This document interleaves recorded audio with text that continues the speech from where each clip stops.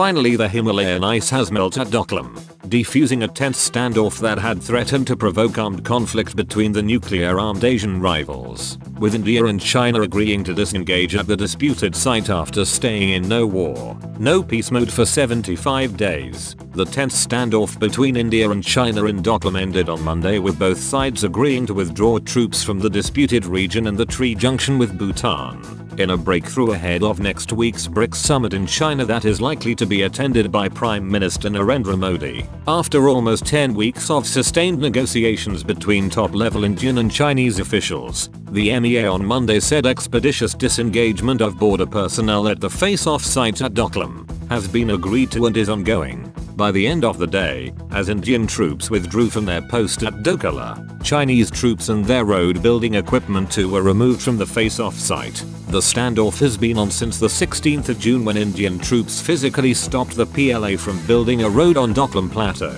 In a second statement at the end of the day, MEA confirmed that both sides had moved out under verification.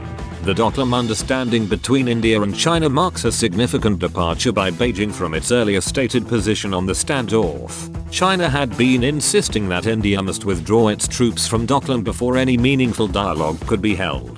Despite China's attempt to garner international support over Doklam, its diplomacy was no match to India's in convincing the world leaders that the communist nation was at fault in the disputed region.